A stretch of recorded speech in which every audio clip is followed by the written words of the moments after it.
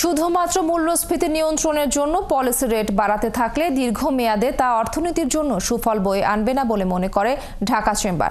সংস্থাটির মতে সুদের হার বাড়লে ঋণের প্রবাহ কমবে, ফলে কমবে বিনিয়োগ, কমবে কর্মসংস্থান। পরামর্শ হিসেবে ঢাকা চেম্বার বলছে, ৯ ব্যাংকের চলতি হিসেবের ঘাটতি 18,000 কোটি টাকা না পূরণ করে বাংলাদেশ ব্যাংকের উচিত সেই টাকাটা এসএমই খাতে বরাদ্দ দেয়া। সেই সাথে মনিটরিং পলিসি নমনীয় করার পক্ষেও মত দিয়েছে সংগঠনটি। অনুপ অধিকারী তরুণের রিপোর্ট। 2023-24 অর্থ বছরে দেশের জিডিপির আকার ছিল 459 বিলিয়ন মার্কিন ডলার। গ্রোথ ছিল 5.82%। একই সময়ে জিডিপিতে কৃষির অবদান ছিল 11.02%, গ্রোথ 3.21%। ওই বছরে জিডিপিতে শিল্পের অবদান ছিল 37.95%, গ্রোথ 6.66%।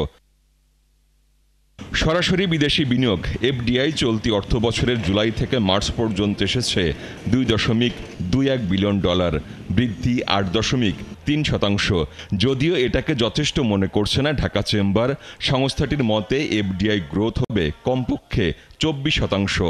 সেন্ট্রাল ব্যাংকে যদি আমরা রিকোয়েস্ট করি যে যেই ব্যাংকগুলোকে 14,000 কিংবা 18,000 কোটি টাকা দেওয়া হচ্ছে সাস্টেন করার জন্যে, ওই ব্যাংকের থেকে এই অ্যামাউন্টটা কমিয়ে যদি আপনি সিএমএসএমই খাতে ভালো ব্যাংকগুলো থেকে ডিসবার্স করেন, তাহলে হয়তো বা ইকোনমির জন্য খুব ভালো হবে। ঢাকা চেম্বারের সেমিনারে আর্থিক খাত, কৃষি, শিল্প ও অবকাঠামো সহ নানা বিষয় নিয়ে আলোচনা ও পরামর্শ দেন বক্তারা।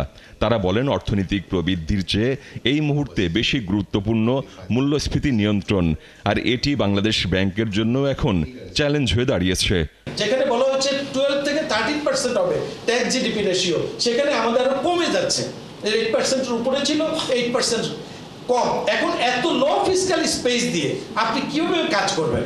আগামী 5 থেকে 10 বছরের মধ্যে we will have a huge impact of artificial intelligence and digital based knowledge economy. তো কাজে এটার জন্য তো আমাদের তৈরি হওয়ার কোনো এখন পর্যন্ত সেই আর্জেন্সিটা কিন্তু এখনো আমাদের মধ্যে আসে নাই।